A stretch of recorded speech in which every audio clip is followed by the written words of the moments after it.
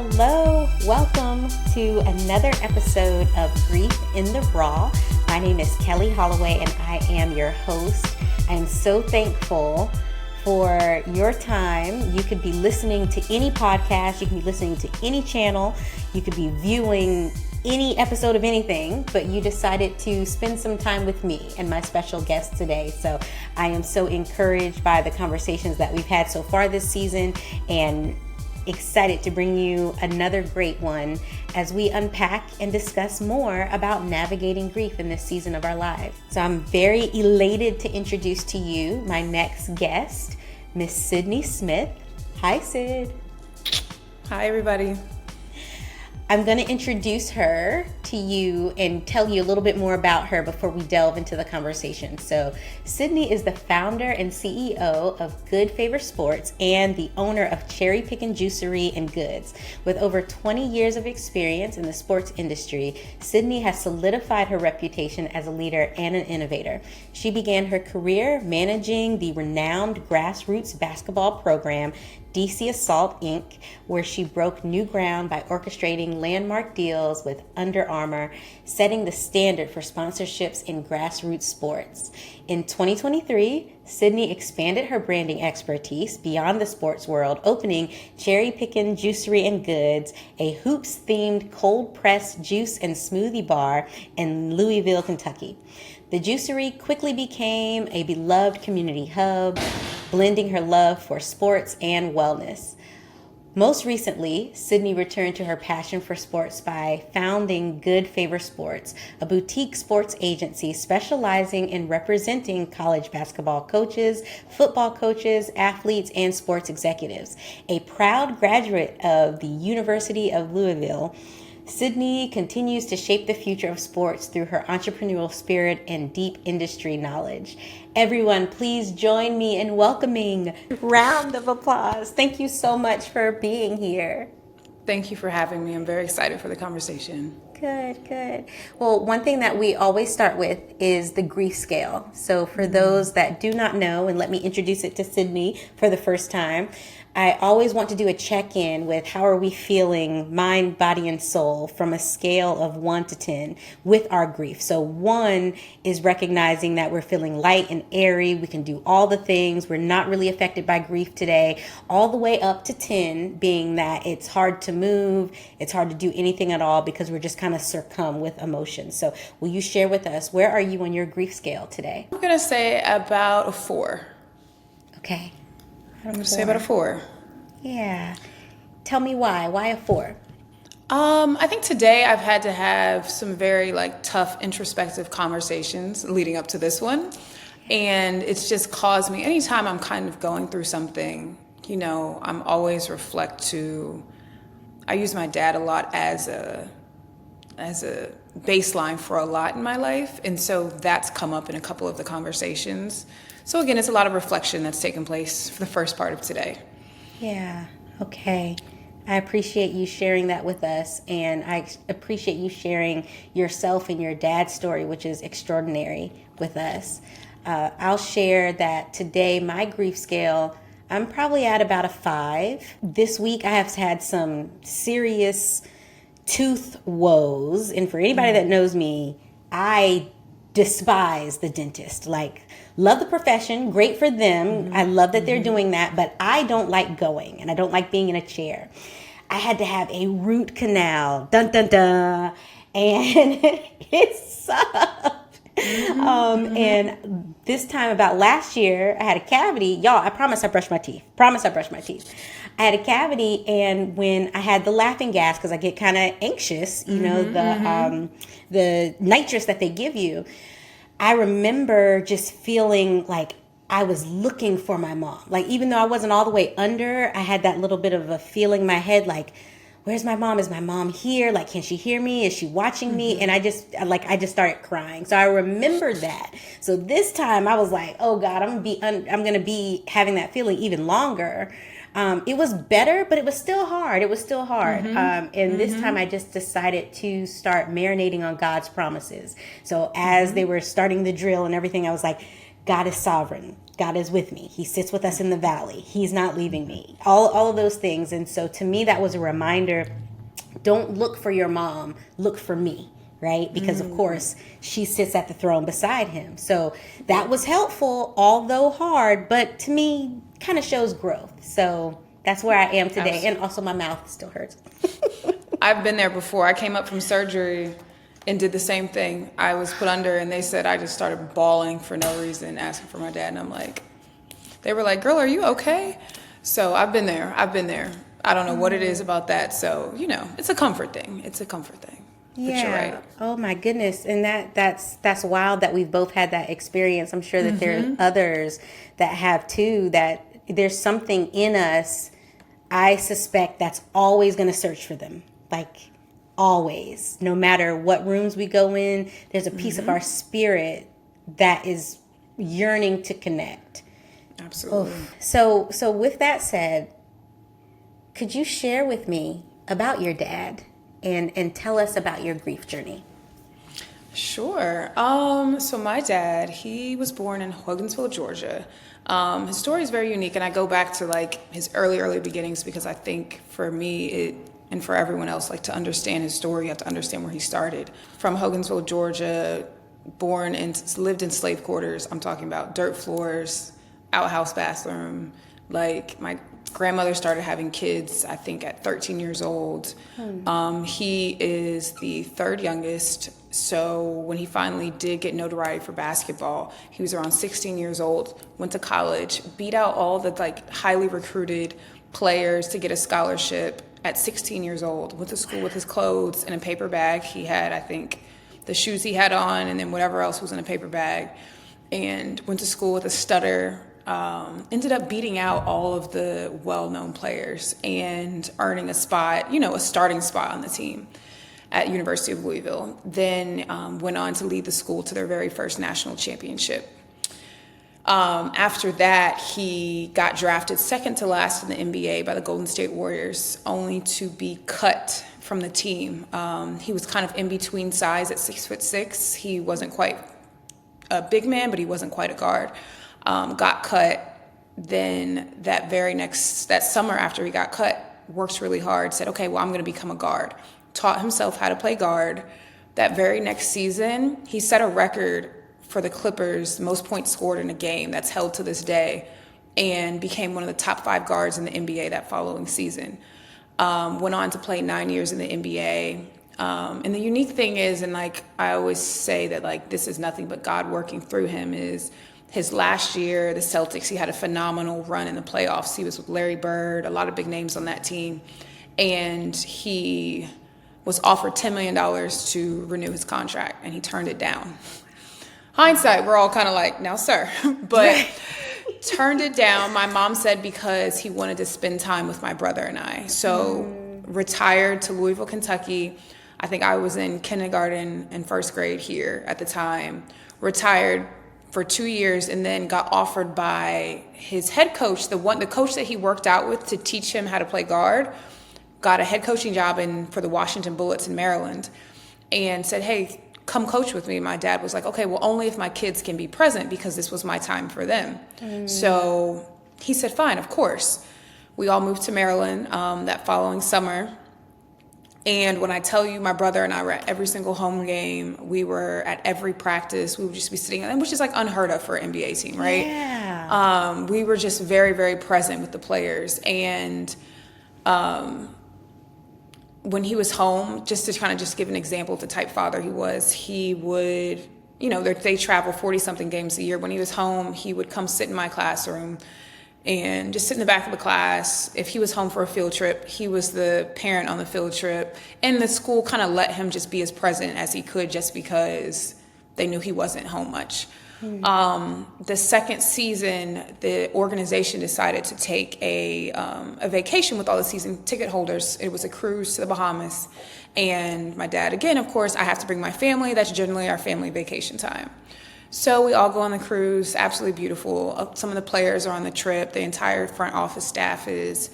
And on the last night of the cruise, and this is obviously a secondhand conversation, one of his players said that dad was asking everyone were they saved? I had gotten up from the table to go somewhere on the ship. I think I ran off and was coming right back.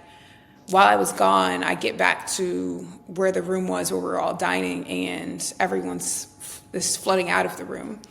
And I immediately knew, I don't know what it was that told me, but it was him. And so he had suffered a heart attack at the table immediately after asking everyone were they saved. And My goodness. they let us sit there while they worked on him, but obviously they let us say a prayer before they zipped him up in the black bag. Luckily, it was the last night of the cruise. We docked back in New York City. Thank goodness. We had taken a couple buses from Maryland to New York, which is a 4-hour ride. Of course, the organization was like, you're not getting back on a bus. They flew my mom, my brother, and I home. And it was interesting. It was like a crazy time. So that was like August. Because he died at sea, they held his body for a couple of weeks after that because they couldn't figure out if he died. He basically died on British territory, I believe. Oh my goodness. Something. So it was just an issue with releasing the body. So by the time they did that, so fast forward, it was like 2.5 weeks before the funeral was. He ended up having 2 funerals. It was a process. Yeah. I just remember it was being a lot. It was a lot. So we had a funeral in Georgia. He had a funeral in Kentucky. And the one in Kentucky was just like very, very, very beautiful. I spoke at his funeral. I was 10 at the time. I was going to say, how young were you? I was 10 and my brother was 8. I remember speaking at the funeral, and the main street in Louisville, it's Broadway, and it runs straight into Cave Hill Cemetery where Muhammad Ali is now buried. Colonel Sanders is buried. So my dad's also in that same cemetery. And I remember seeing people standing on both sides of the street as we, progressed to the burial site. And I think it was in that moment I understood the impact that he had. I think when you're young, obviously you don't realize that. Yeah. And it was in that moment I started to realize, oh wait, like he might have been a good person. It was interesting. And to this day, so now that I'm back living here, I've been here for 2 years. There's not a day that goes by that people don't stop in to tell me a story, to share. Like grown men will stop in and cry because they're just like, he changed my life in this way, or this conversation, just a very, very impactful person. So for me, I think the grief is very constant because it's very much present, like I can't escape not him, but I can't escape like his story, who he was, all of that on a daily basis. So that's his story. Wow. What a life, what a legacy. And I'm just thinking of you at the age of 10 being on the front row at a funeral. Like, my goodness, you and your brother, and your mom, that experience. And not a lot of people, thank goodness, have had that. Being at a funeral is hard altogether, but front row, that's something different. That's something very different. So I'm so sorry for your loss. I'm so sorry for that experience. And, when people say things like, oh, well, that was X amount of years ago, it doesn't matter. I'm still sorry. Because to go through deep loss like that, it is hard. It is hard. Absolutely. I'm so sorry. In that immediate time as a 10-year-old, if you can go back to the 10-year-old little girl inside of you, what were some of your immediate emotions and thoughts after that loss that was just seemingly out of nowhere? Yeah, for sure. I think for me, the hardest part, and I think to this day, is the suddenness of it. Like, I see my friends go through things with their family members that, that might have been sick, or like my dad was 34 and healthy. My goodness. So it was never, he didn't drink, he didn't smoke. So again, it's 100% unexpected. I think that was very traumatizing for me. But then it was a sense of just like, that was my world. Like, I was a daddy's girl through and through. He was my tennis coach. Like, again, he was very, very, very present. Interesting enough, it was just, I think like, I somewhat understood. It was like you immediately mature and you immediately understand that like, there's a purpose I don't understand. And I truly believe that God chooses his favorites and brings them home to him. Like, I truly believe that at this point. So yeah, it was rough. It was rough. My mom chose to stay in Maryland away from, and she could have moved back to Louisville where she had family. She stayed in Maryland by herself. So we didn't have family there. It was just us. But she did certain things during that time where, so again, she was 34 also, 35 probably. Hindsight, right? She could barely help herself during that time period. And one of the things like I'm forever grateful was the school that we're starting a new school on top of that. So they let us start school late because it was like August during that time. And they also they changed the curriculum because, you know, in school, you read a lot of books that have death in them, whether it's a dog dying or different things of that nature. People don't think about that, right? They changed the curriculum for my brother and I to where they didn't read any books that had death in it. Or I think maybe just us, maybe we read a different book. But whatever it was, everyone really was hands-on with us. My mom immediately put us in therapy because she said, I can barely help myself right now. But I'm going to make sure if you guys need something, you at least have someone to talk to. So we did individual therapy immediately, pull me out of school once a week. Shout out to your mom for doing, she's awesome. For doing that and having that intuition. She didn't know. So I think like she did that because, I think so.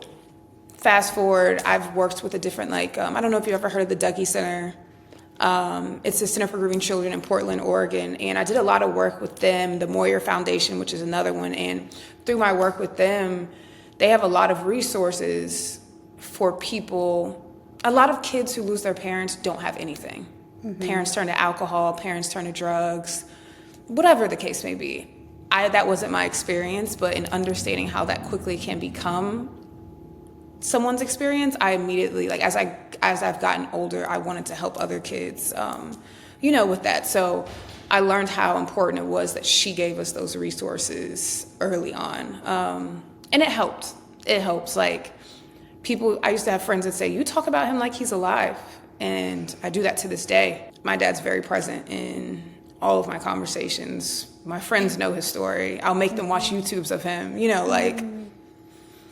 And I love that. And I got a little triggered in my spirit when I can't believe someone would say, you talk about him like he's still alive. He is. To you, he is. That his presence is not going to go away. And Sydney, that's exactly why I do what I do, to uncover and talk through so that people understand when you're dealing with deep loss, especially parental loss or loss of anyone in your core unit, different your life becomes. You have to look at it as a bridge to them still. To maintain your own sanity. And there's absolutely nothing wrong with that. So I'm so proud of you for doing that and for your work with children, to be a vessel of hope for them to be able to see a healthy example of this devastating loss and how you have processed it and how you have navigated through it. That's admirable. Well, I appreciate that in the space that you're creating. When Bethany first told me about your podcast, I was really excited because I think as I've gotten older and there's so much conversation around mental health, I feel like grief is the one thing that does not get the attention it deserves, but it's the one thing that all of us will eventually face at some point or another. And people are so quick to brush grief off when it impacts all of us. So for you creating this space, I'm like, I love it. I think it's important. I think it's needed for all ages, for all different types of grief. It's important. It's important because you experience it every single day. You're grieving something. Thank you, my sister. Tell me, we talked about in the younger years for a moment, right? How has your understanding of grief evolved over time? For sure. My understanding of grief has evolved over time. I want to say just in the sense of coping. I've learned that it's definitely always a cycle. I'm at years, so I'm about to turn 39. So my dad's he's been gone 29 years. And it is truly a cycle, and it gets harder as you age for me. And I'm learning for my friends because, when you're younger, you don't understand the levels at which you need your parents. And then as you get older, you need them every step of the way, right? They become your best friends again. Yeah. And so for me, now grief is definitely something that I have to pay close attention to, the signs, the depression that comes with it, the ups and downs, the ebbs and flows. I'm very, very in tune with that. versus when I was younger, it was just like, okay, having a bad day or having a not so good day, you know, versus now I'm like, okay, hey, you know, the holidays are coming up. How do we regulate ourselves? Because those are rough generally. Yeah.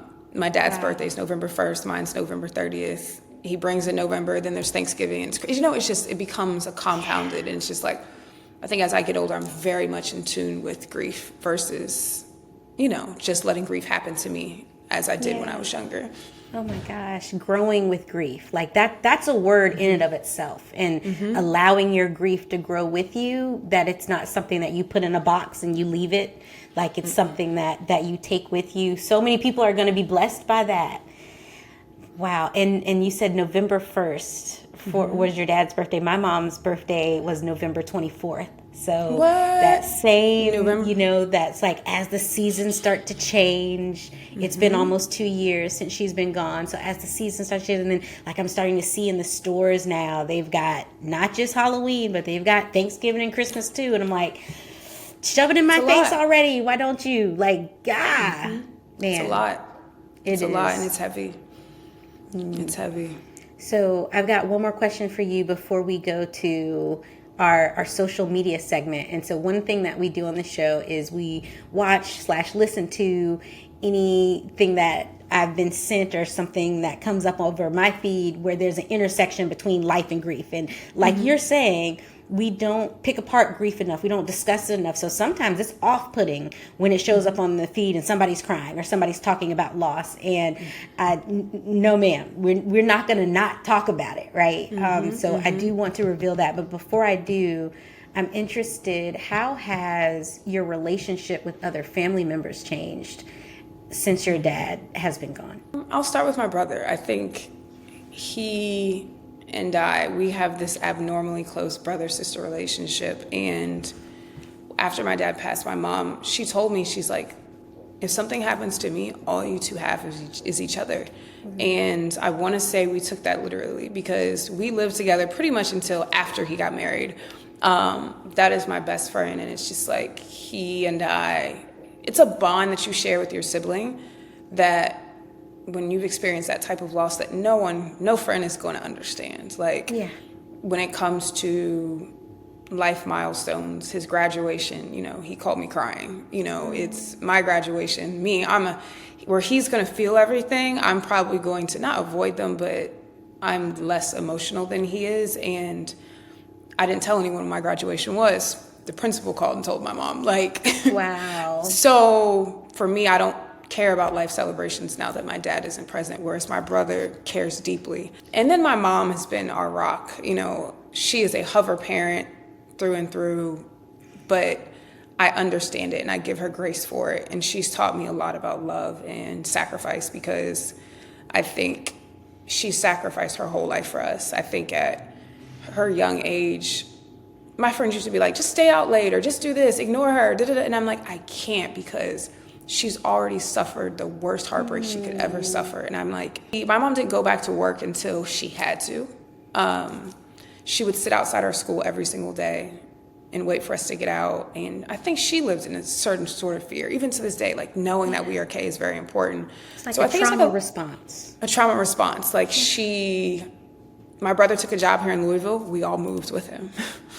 We're always not far from one another, but I think my relationship with her, just with both of them, I think is very, very close.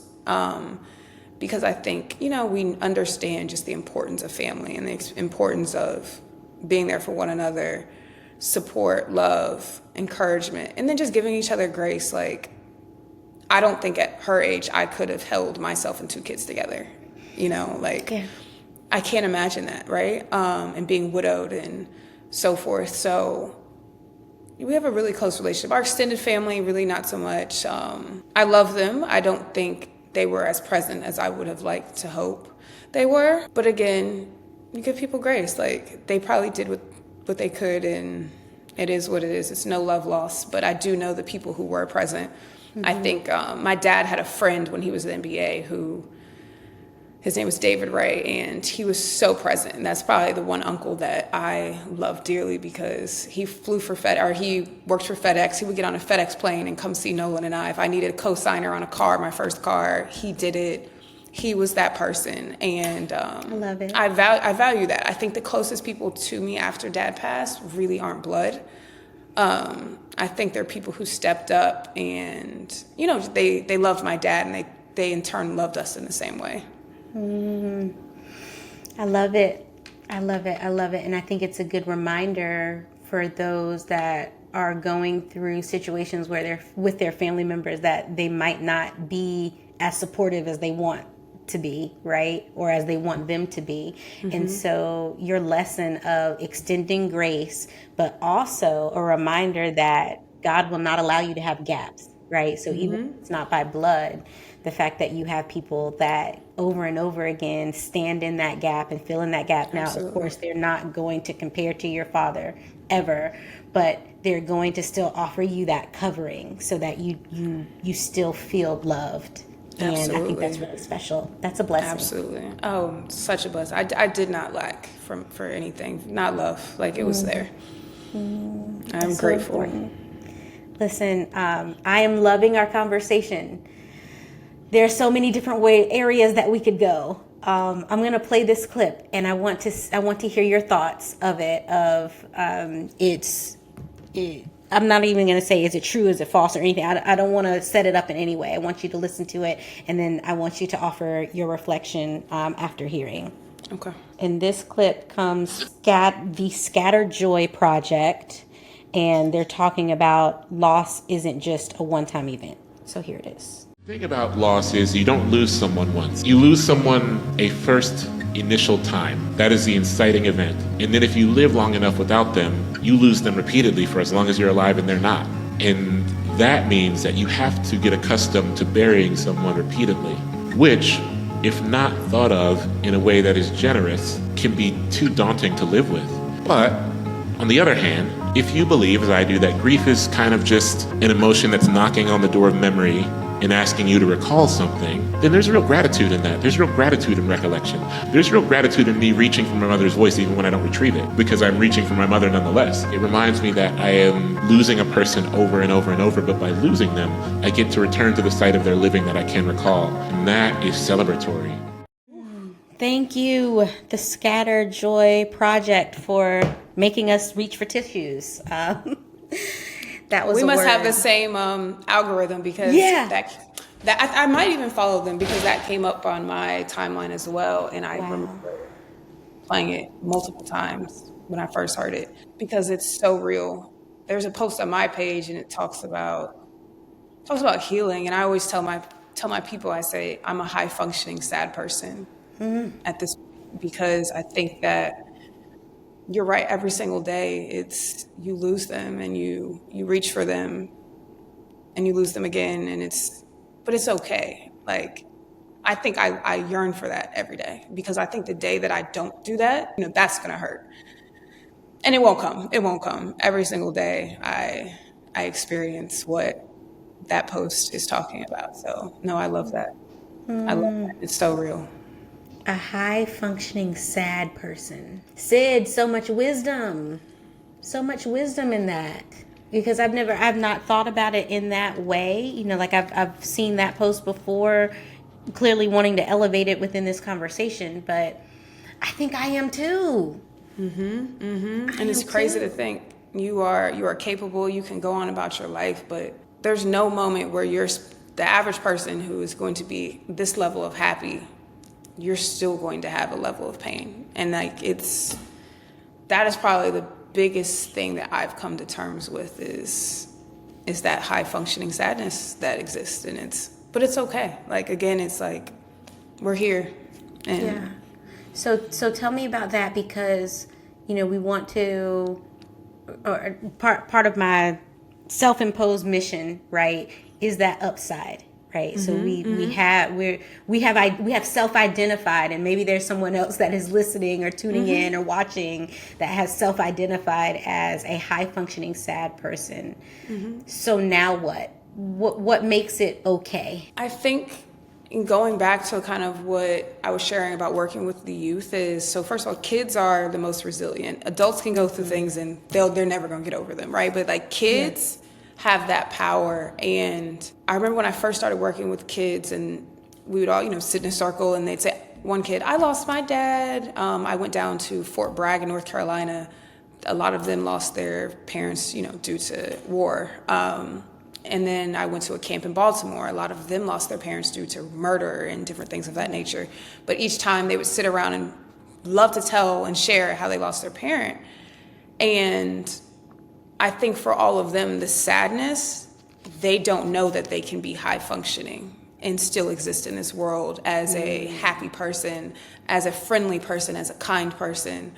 All of those things. So I think when I say high functioning sad person, I don't mean that in a bad way. I just mean that almost in a way that just like you can be okay too. Like, I'm not ignoring the sadness, but there is joy also that exists, that can coexist with that.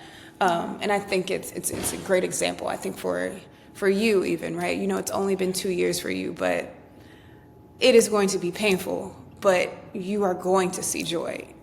And I think that's important for those who are whatever stage in the grief process that they're in to understand that.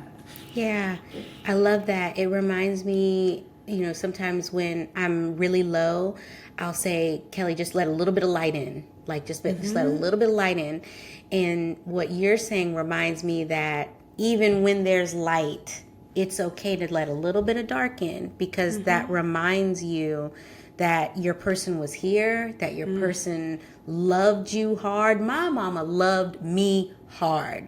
She did not play about Kelli C. Holloway. Like she did before there was Kelli C. Holloway, there was Kelli Cheatham, right? She did not play about her baby. So as that being kind of like that reminder to me that the love was real, and it was ever present, and it will never, ever go away, no matter what. There's nothing that I can do to be separated from her love, Nope.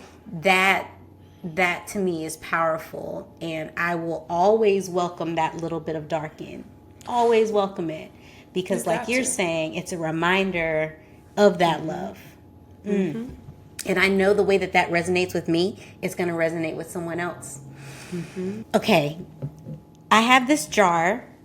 For those that cannot see, you may have heard me talk about the sugar jar before. And I collect prayer requests, but also questions for the show. And today I've pulled, because I've received a lot. There's a couple of different ways that you can get it to me.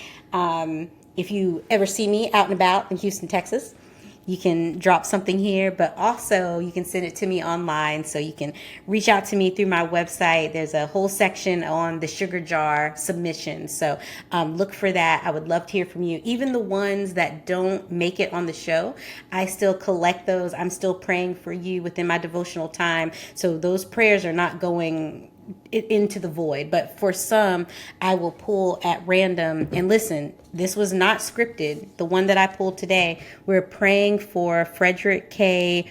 Bulford, I believe that is how you pronounce the last name, because of the loss of the mother, an only child, and now a single father of 3. So when you were talking about your mom, and then I just pulled this, and it's like, okay, God is here. He's in the atmosphere. And Absolutely. So this prayer is for Frederick and that family. And I hope that he hears and receives this conversation of the other side of that, and your mother's strength being an example for strength all around the world of what love that knows no bounds can do. So we are praying for Frederick Bulford. Also praying for Dimitri Stone and Tachara Lewins. And as my mother used to say, you don't even need to know why you're praying. I just need a name, even if it's just a first name, right? She used to take slips of paper, write folks' names or prayers on them, and put it in her Bible. So I'm now sharing this practice with each of you. But it's real out here, and grief is real. Grief is real. With the time we have left, I want to know, Sid, were there any particular activities or rituals or routines that helped you process your grief as a child? And if so, are any of those practices something that you still practice till this day? I want to say routine in itself. I think for me, again, when I said my mom didn't move us away from Maryland, she kept us in our same routine. I think that's something that I've taken with me into adulthood, of routine. I think for anyone who suffers from depression and, sadness, I think just having a level of consistency, because death isn't something we can control, right? And I struggle with not have had that control as a child, and there's been other things that's happened in my life where that have been out of my control. So for me, it's routine and consistency keep me balanced, and have been really just very important for my grief journey. I love that. How has the loss of your dad shaped your identity and your outlook on life? Oh, it's probably it shaped everything about who I am. I think who he was as a person, and then just losing him, what he did by 34 years old, I look around me and I'm just like, you don't see that. He met the love of his life. He had 2 kids, the boy and the girl. He had his dream career. He played 9 years in the NBA, coached, and then also impacted communities of people, right? I want to be half that person, and that's what I work for every single day, is to touch other people's lives in the way that, like, 29 years after I've passed, people are still saying, she impacted me. I think I tell everyone too, like, parenting, I don't have kids, but I see how the actions of our parents can open the doors for our kids. There's people who have opened doors for me just off how he treated them. And I would have never thought about that. And now, it's just treating everybody with kindness, conversation. You read our juice bar reviews, and a lot of them are just based off how people are treated when they walk into the juice bar. So it shaped everything of just, like, being a good person. That's one thing my dad preached day in and day out, is if you're not nice. You heard me say earlier, I had a bad day, and then I corrected and I said a not so good day. I told him one day I had a bad day, and he told me, I don't even know what it's like to have a bad day. He said, you've always had food, you've always had shelter. He corrected me, and when I tell you, that has stuck with me for my whole life, of like complaining and not complaining, because again, he knew what it was like to go without. Like, even on my worst days, I didn't go without. So, it shaped me in many, many ways. What a glorious person you are. Like, I'm standing over here. I know I just met you. But can we be friends? Look, any friend of Bethany is a friend of mine, and I keep saying, you creating this space, like, is the most beautiful thing to me. Like, I talk about grief. Like, there's certain things I want to send you. I want to send you a bunch of these books that I have. Please do. I just think, I just love what you're doing, in any way that I can help amplify it from additional guests. I've got, they say you can't pick your friends, but I've got a lot of friends who've had similar experiences. Yeah. I love it. And maybe we should do like a Sid's Pick books, and we can share that and put it in the show notes. Like, one thing about me, if I have a resource, you have a resource, right? And I mean, of course, clearly that's why, one of the reasons why I'm doing this. But if there's something that I acquire, I want to share it, because you never know what somebody else can pick up, right? On the pod at the end, I always say, take what you need, leave what you don't, right? So I would love if you share that list with me, so that I can share it with listeners, and it's something that we will share, and we'll keep that conversation going. Please, let's do it. Any way that I can support, like, this is important to me, and just the conversation, just keeping the conversation at the forefront of certain people's minds, because people don't talk about grief enough. Yeah. So your podcast you're doing the Lord's work. I appreciate that. I have one more question before we get to rapid fire. What advice would you give to listeners who are supporting a friend in grief, particularly a friend who has lost a parent? So, you go through that stage where you're getting every text message and, everyone's all in it.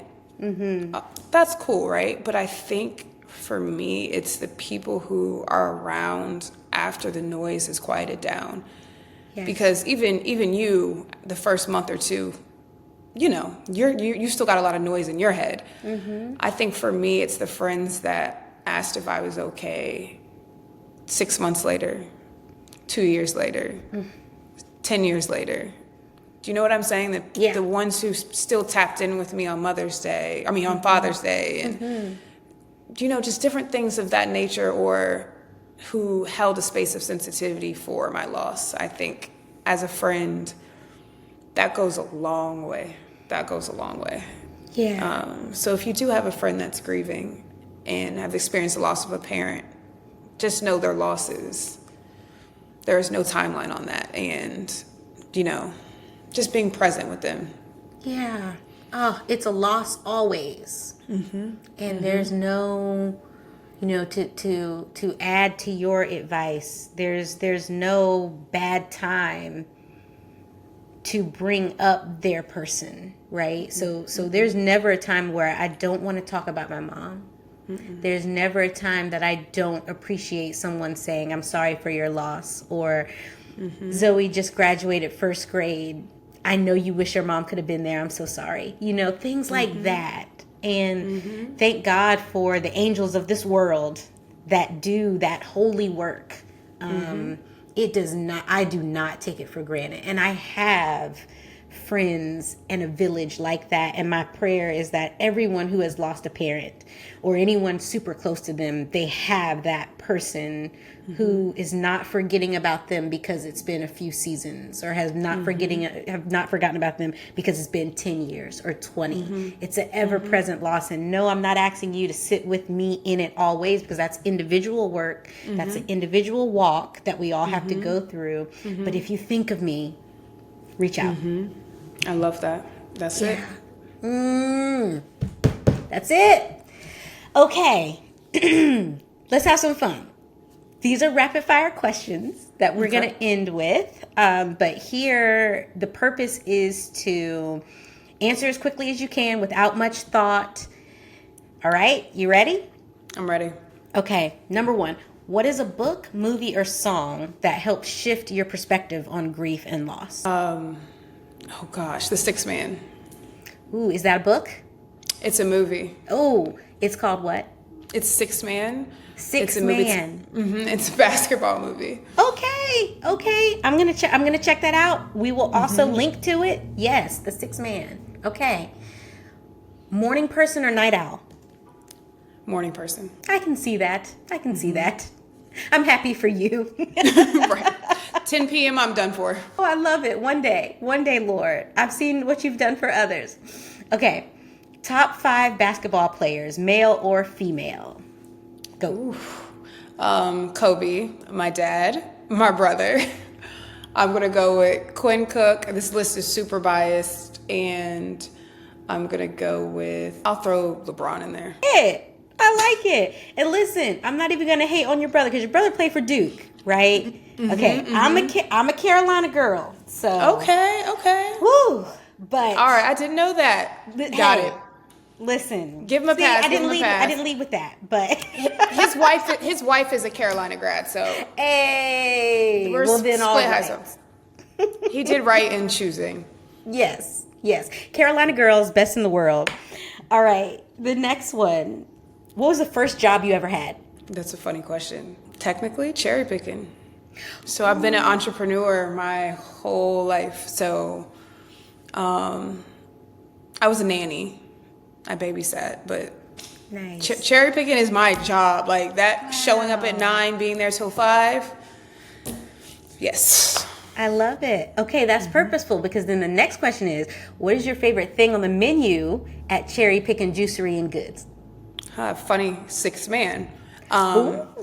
It's a smoothie with spinach, avocado, and basil, and then pineapple and agave. So good. Oh my gosh. So y'all, if you are in Louisville, Kentucky, you have to go order the 6 man. Ooh, I might have to, okay. Not just if you're there, but if you're passing through, you need to go and visit my good sis for a good word and a good drink, okay? There you go. Yep. What is your superpower, Sid? I think my superpower is I never have met a stranger. And I think it's a weird gift because sometimes it could be exhausting, but like I can meet people and seconds later I'm pouring into them and they'll open up to me and I'm just like, how did I get in this conversation? But I think it's a superpower because people need that. Yeah. People need that. I can attest to that. Okay, what's one of your father's favorite things that you have now acquired as your own? Well, that's a tough one. I don't know. You stumped me with this. And you know what's crazy is that everyone says I'm so much like him. I want to say dancing. He couldn't dance and neither can I. So yeah, I'm going to go with that. Okay. Oh, I love it. All right, here's the last one. It's a twofer. What has grief taken from you? And what has grief given you? Grief has probably taken from me the ability to just... It has given me a lot of compassion. I'll tell you that. I think what it's taken from me, I think is more of just like, I do always have, not one foot in, one foot out, but that abandonment part of it is very real and very alive at all times with me. So I think that's something that it's taken for me, like just a level of comfort in my relationships. Yeah. I feel that. I feel all of that. So my last question for you, how can people reach out to you, and are there any upcoming projects that you want to let us know about? Like how can people keep the conversation going, because you have dropped some, when I tell you the floodgates of gems have opened up, like for real. So how can they keep in contact with you? Please, my socials. I mean, I'm an open book, especially on this subject, because it's something, again, that means so much to me. Anytime anyone wants to talk, I have a lot of friends that I've met that I've never met in person, but have reached out just based on their grief. And if they are grieving and want someone to listen who's been there, like, please reach out to me on social media. I will respond. And you'll probably gain a friend for life because, I get it. So yeah, I'm open. I'll give you my email. You guys can post it on the chat, but please reach out to me.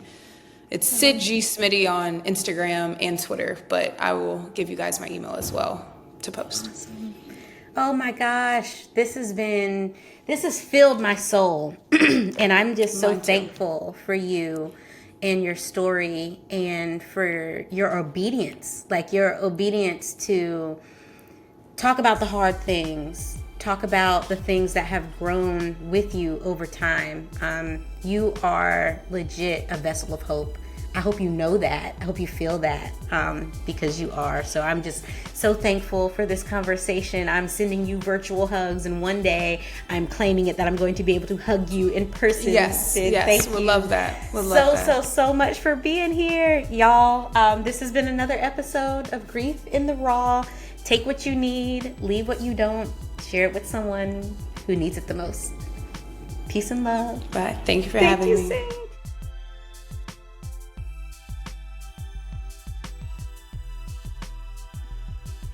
Thank you for joining me, Kelli Holloway, inside of today's episode. For a deeper dive, remember you can watch this episode on YouTube and listen on your favorite audio streaming platform. Make sure to like, share, and subscribe. For more information about Grief in the Raw podcast and to connect with me, my special guest, and the Grief in the Raw community forum, visit kellyandco.com. All links are in this episode's description. Tremendous thanks to the producer of Grief in the Raw, Miss Bethany Anderson, and major shout out to Jeffrey Smith, who curated the soundtrack for the pod.